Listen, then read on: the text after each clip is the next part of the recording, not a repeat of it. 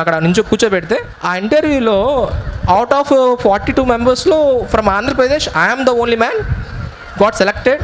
At the same time నాకు అప్పట్లో త్రిపుర అప్పట్లో chief minister, present Telangana governor ఆయన. సో ఆయన ఆ రోజు నాకు హెల్ప్ చేశారు. నేనున్నాను, నువ్వు భయపడకని చెప్పి. రిటర్న్లో ఆయన వేసారంటే ఆర్డర్ వేశారు, ఏంటి, ఇతన్ని ఎయిర్ ఇండియా ఫ్లైట్లో విజయవాడ పంపాలని చెప్పి. సో నేను అప్పట్లో ఇంట్లో చెప్పని పారిపోయాను కదా. ఇంక ఫోన్ చేసి నేను ఇంట్లో ఫోన్ చేశాను, మామ నేను ఇలా వస్తున్నాను ఫ్లైట్లో రేపు పొద్దున్న ఎయిర్ ఇండియాకి అని చెప్పి. సో నమ్మలే ఎవరు, ఏంటి వీళ్ళు ఎయిర్ ఇండియా ఫ్లైట్కి వస్తారని చెప్పాడని చెప్పి. నేను ఎప్పుడైతే వచ్చిన తర్వాత when the national media and the state media is going to printed about one of the man who was selected there, then every one shock up, even the over entire village. Imagine. ఈ తర్వాత నేను సార్ని కలిశాను, గుండారెడ్డి సార్ని కలిశాను. So in మీటింగ్లో, sir నా పరిస్థితి అంటే నువ్వు బాధపడకు, నేను నీకున్నాను, నీకు ఏ హెల్ప్ కావాలని చెప్పి నేను చేస్తానని చెప్పి. ఆ రోజుకి ఈ రోజుకి కూడా ఒక సాధారణ, ఇప్పుడు నేను ఆ రోజు నాకు ఎవరు హెల్ప్ చేయకపోతే నా లైఫ్ ఏమున్నా తెలియదు. So being that man. So today sir నన్ను వాళ్ళ ఇంట్లో ఎలా అంటే వాళ్ళ అబ్బాయి ఎలా అయితే చూసుకుంటారో అంతకంటే ఇంకా గొప్ప నన్ను చూసుకొని today I was being the position.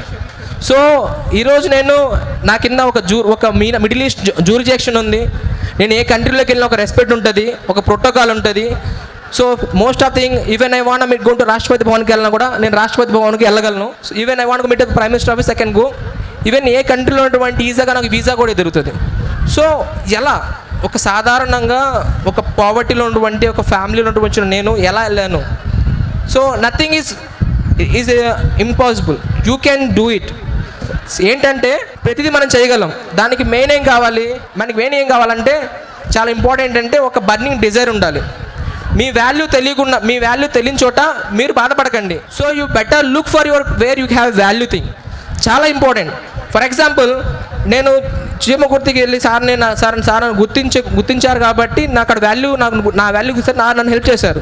Even నాకు తెలియకుండా ఇంకో చోటుకి వెళ్ళి నాకు వాళ్ళు హెల్ప్ చేయకపోతే then I nothing sense. So ఒక సాధారణంగా నన్ను ఈ కళాశాలలో నేను జాయిన్ అయిన తర్వాత నేను ఒక మామూలుగా ఉన్న ప్లేస్ నుంచి I was being to achieve internationally. So నేను లాస్ట్ ఇయర్ దాదాపు I was 46 international flights travel చేశాను. మొత్తం మీద 46 ఇంటర్నేషనల్ ఫ్లైట్స్ ట్రావెల్ చేశాను. ఈ ట్రావెలింగ్ అనేది నా చిన్న వయసు ఇంత వయసులో నేను తిరిగి ఇంత చేసినా కూడా ఇదంతటికి ఎవరో ఒకటి మనకి హెల్ప్ చేయాలి కదా, ఇంత గొప్పగా అడ్మైర్ ఉండాలి కదా. సో గుండారెడ్డి సార్ నాకు హెల్ప్ చేశారు. కానీ మీకు కూడా మీ జీవితంలో చాలా ఉంటాయి, మీరు చేయగలరు. So better look for opportunities. So ముఖ్యంగా ఇంకోటి ఏంటంటే, ఇంకోసారి స్లైడ్స్ మార్చరా. సో ముఖ్యంగా ఏంటంటే ఒక కాన్సెప్ట్ చెప్తాను.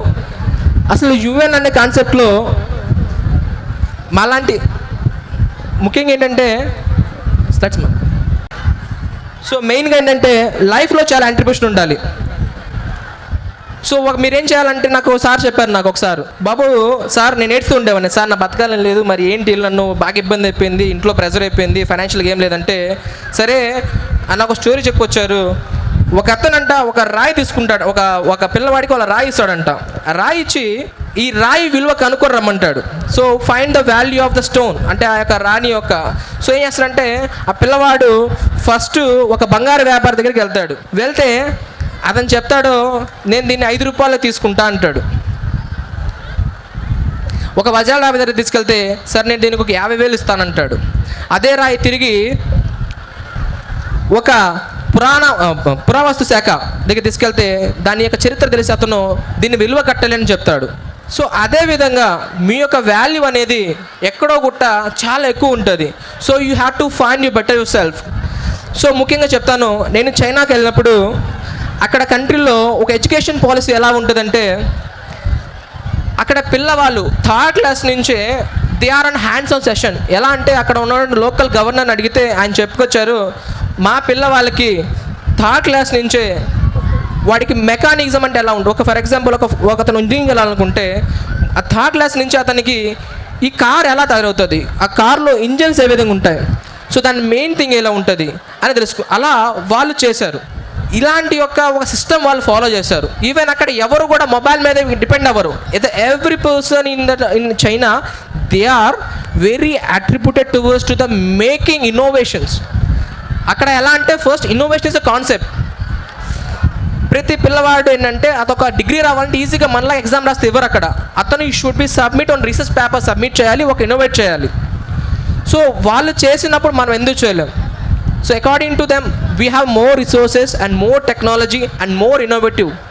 సో అదేవిధంగా ఈవెన్ మన ఇన్స్టిట్యూట్స్ నుంచి కూడా మనకి చాలా ఆపర్చునిటీస్ కూడా ఉన్నాయి. ఈవెన్ మన కళాశాల నుంచి, మన విద్యా సంస్థల నుంచి ఇస్రోలో మనం కోర్సెస్ చేసుకోవచ్చు. అదేవిధంగా ఇంటర్నేషనల్ సంబంధించిన లాంగ్వేజెస్ మన దగ్గర నేర్చుకోవచ్చు. ఇలా ఎన్నో ఆపర్చునిటీస్ మన కళాశాలలో ఒక ప్రాంతాల్లో మనం ఏర్పాటు చేసుకోగలుగుతాం. ఈవెన్ ఏంటంటే ఇంటర్నేషనల్గా మన స్టూడెంట్స్ ఎవరైతే చదువుకున్నా మనం అబ్రాడ్ కూడా వెళ్ళడానికి ఎన్నో ఫెసిలిటీస్ కూడా ఉన్నాయి. But why we can not use it? ఎందుకు మనం ఉపయోగించుకోలేకపోతున్నాం? అల్యూమినీలో network is very important. For example, when I was in my 10th standard, I don't know who in whole India, I don't know many states and how many people. But being now, today I have a network in more than 100 countries, many officials in embassies, ministers, I know them. If like in Indonesia or in Malaysia, if I go there, I have many capability to networking to meet them. ఎలా వస్తుంది? అదేవిధంగా మీరు కూడా మీ యొక్క ఫ్రెండ్స్తో idea share చేసుకోండి, మీ టీచర్స్తో share చేసుకోండి. So నాకు చిన్నప్పటి నుంచి తెలిసింది ఒకటంటే గురు బ్రహ్మ గురు విష్ణు గురుదేవో మహేశ్వర గురు సాక్షాత్ పరబ్రహ్మ తస్మై శ్రీ గురువే నమః. So you must respect your teacher. విద్య అనేది కేవలం నాకు డిగ్రీలో 100 మార్క్స్ వస్తే లేకపోతే 200 మార్క్స్ కాదు. నేను చేసినంటే ఓపెన్ ఇంటర్ జస్ట్ 7 పాయింట్స్ వచ్చాయి నాకు. అది పాస్ అయ్యాను. అది ఎలా పాస్ అయ్యాను అనేది దేవుడికే తెలుసు. కానీ నాకు ఇంగ్లీష్ కూడా సరిగ్గా రావు. నాకు 10th ఇంటర్ కూడా ఇంగ్లీష్ సరిగ్గా రాదు. ఏబీసీలు కూడా నేను మోస్ట్లీ డిగ్రీలు నేర్చుకుని ఉంటాను. ఏబీసీలు కూడా కష్టపడి ఏదో అదంటారుగా మాట్లాడు కాబట్టి now I can speak Chinese మాట్లాడగలను, జపనీస్ అర్థం చేసుకోగలను, మాండరిన్ అర్థం చేసుకోగలను, ఫ్రెంచ్ అర్థం చేసుకోగలను. సో ఈ విధంగా కొత్తగా జర్మన్ కూడా నేర్చుకుంటున్నా. So you should better learn yourself. నా కాన్సెప్ట్ ఏంటంటే ఈరోజు నేనేం నేర్చుకున్నాను, రేపు ఏం చేయాలి. సో ఈరోజు అయిపోతుంది. సో నా దృష్టిలో ఏంటంటే yesterday is a history, tomorrow is a future, present is a gold. So రేపటి గురించి నువ్వు ఆలోచించి బాధపడడం కంటే, గతం గురించి చింతించడం కంటే ప్రస్తుతాన్ని నువ్వు ఏ విధంగా ఉపయోగించుకొని నీ జీవితాన్ని ఏ విధంగా చేసుకోగలవు. దేశంలో అనే కాదు, రాష్ట్రంలోనే కాదు, ఎక్కడికి పోయినా సరే నీకంటూ ఒక చరిత్ర. ఈ యొక్క చరిత్రలో నీకంటూ ఏముంది? ఎంతోమంది డిగ్రీలు చదువుతారు, ఎంతోమంది ఇక్కడి నుంచి పాస్అవుట్ వెళ్ళి వచ్చున్నారు. బట్ ఈ యొక్క పాస్అవుట్లో, ఈ యొక్క అల్యూమినీలో మీరేం క్రియేట్ చేశారు? సో నా కోరిక ఏంటంటే నెక్స్ట్ ఫర్దర్గా మన కాలేజెస్ నుంచి వెళ్ళే మీరు ఇక్కడ ఆలోచించకండి, ఈ డ్రీమ్ బిగ్గర్. సో ఒక పల్లెటూరులో కూర్చొని మాకు రాత్రిపూట కూర్చుంటే ఆకాశంలో బ్లింక్ అవుతుంటే లైట్లు వెళ్తుంటాయి, అంటే విమానాలు వెళ్తుంటాయి. మేము అడిగేవాడిని మా అమ్మమ్మని, ఏంటమ్మమ్మ ఆకాశంలో వెళ్తుంటాయి అంటే విమానాలు అండి. నేను అనుకునేవాడిని ఎప్పుడన్నా జీవితంలో చచ్చే ముందు ఒక్కసారన్నా ఎక్కగలనమ్మా అనుకునేవాడిని. అడిగేవాడిని ఒక్కసారన్నా ఎక్కగలను విమానం అని అనుకునేవాడిని. సో నేను 2 days బ్యాక్ నేను వచ్చే ముందు 9 ఫ్లైట్స్ మారొచ్చాను ఇక్కడికి. ఇది దర్శి రావడానికి 9 ఫ్లైట్స్ మారొచ్చాం మేము. సో ఆ రోజు నాకు అది కళ. ఈరోజు అది నాకు నేను రేపు మళ్ళీ ఇంకో 1 weekలో మళ్ళీ నేను ఇండోనేషియా వెళ్తున్నా. జస్ట్ ఇలా రేపు మొన్న అనుకున్నాను, రేపు వెళ్ళిపోతాం. సో లైఫ్ అనేది, డబ్బు అనేది నథింగ్ అండి. మీరు అనుకుంటారు money can not be valued your character. So you must be admired to your self. So ముఖ్యంగా ఏంటంటే మొరాలిటీ ఈజ్ వెరీ ఇంపార్టెంట్. ఇంకోటి ఏంటంటే ఇమిగ్రేషన్స్ కౌంటర్, మాకు వీసా ఫ్రీ యాక్సెస్ ఉంటుంది. నా ముందు ఒక అమెరికన్ ఉన్నాడు, హీఈస్ ఏ మినిస్టర్. సో మీ ఇద్దరం దుబాయ్లో ఇమిగ్రేషన్ క్రాస్ చేస్తుంటే హీఈస్ ఏ డిప్లొమాటిక్ పాస్పోర్ట్, నాకు డిప్లొమాటిక్ పాస్పోర్ట్ ఉంది. అతను ఇమిగ్రేషన్ కౌంటర్లో అతను ఒక బడా ఇచ్చాడు, why don't you clear my immigration.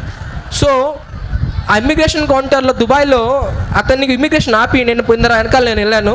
Excuse me sir, may have you sir? Sir my name Ismail, I'm coming from India.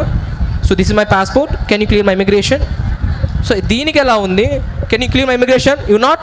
ఆ అమెరికన్ అలా అతను అహంకారం, అతను నాకంటే విద్యావంతుడు, నాకంటే అధికారంలో పెద్ద, నాకంటే అగ్రదేశం. సో అంతటి వ్యక్తి కూడా అతన్ని అక్కడే ఇమ్మీడియట్గా చేశారంటే ప్రాసిక్యూటర్స్ అరెస్ట్ చేసి పక్కన పెట్టారు. జస్ట్ ఒక చిన్న మాటే. అతను ఏమన్నాడు, ఇమిగ్రేషన్ క్లియర్ చేయమన్నారు, నేను ఇమిగ్రేషన్ క్లియర్ చేయమన్నాను. సో తర్వాత అతను వదిలేశారు. బట్ ఏంటంటే మనము ఏ విధంగా ఇతరులతో మెలుగుతామో, ఏ విధంగా మన యొక్క భాష్యం ఉంటుందో, ఏ విధంగా మన యొక్క మెలుగుతామో దాని ప్రకారమే మనకు సంస్కారం అంటాం. సో విద్యకి సంస్కారం సంబంధం లేదు. చదివిస్తే ఈరోజు చిలకలు కూడా మాట్లాడతాయి, కుక్కలు కూడా మాట్లాడే విధంగా పరిస్థితుల్లో టెక్నాలజీ డెవలప్ చేసాం. బట్ హౌ యు ఆర్, మీరు ఏ విధంగా ఆ విద్యను ఉపయోగించుకున్నారు. ఒక గొప్ప వ్యక్తి, మన రోజు సినిమాలు చూస్తుంటాం, ఇద్దరు మంచి నాలెడ్జ్ఫుల్గా ఉంటారు. ఈవెన్ రామాయణంలో రావణుడు కూడా చాలా బలవంతుడు, రావణుడు కూడా గొప్ప తెలివైనవంతుడు, రావణుడు కూడా పెద్ద భక్తుడు, ఆయన శివభక్తుడు. అంతటి గొప్ప భక్తుడు కూడా ఏంది చివరికి భస్మం అయిపోయాడు. అంటే తన అహం, నన్ను ఎవరు ఏమీ చేయలేరు అనే అహం అనేది ఏం చేసిందంటే అతన్ని కిందకి చేసింది. శ్రీలంకలో వెళ్తే రావణుడికి పెద్ద కోట ఉంటుంది, రావణుడికి పెద్ద గుడి ఉంటుంది. సో మన దగ్గర వచ్చేసరికి ఏంటంటే మన రావణ్ణి రాక్షసులా చూసుకుంటాం. సో చరిత్రలో మీరు రావణుడు అవ్వాలనుకుంటున్నారు, రాముడు అవ్వాలనుకుంటున్నారు, అది మీ చేతుల్లో ఉంటుంది. కానీ ఒకటి, ఆ చరిత్ర చెరరేసిన తర్వాత రేపు మీ తరతరాల్లో వచ్చిన వాళ్ళు మీలాగే బాధపడుతూ ఉండాలా, లేదు గొప్పగా చెప్పుకోవాలా. ఈరోజు అంటారు, ఈవెన్ చాలామంది మా రిలేటివ్స్ ఫ్రీడమ్ ఫైటర్స్ అండి, వాళ్ళు అదని చెప్పుకుంటారు. బట్ అలా మీరు చెప్పుకుంటూ ఉండాలా, రేపు మీ తరం అనేది ఎస్ నేను గౌతమి కళాశాల చదివాను, so I achieve this so and so I achieve this thing అని మీరు చెప్పుకోవాలి. నేను ఇప్పటికీ ఎంత కంట్రీస్కి వెళ్ళినా, పెద్ద పెద్ద హోటల్స్కి వెళ్ళినా నేను కింద పడుకుంటానండి. నాకు పెద్ద బెడ్ మీద పడుకున్నా కళాశాల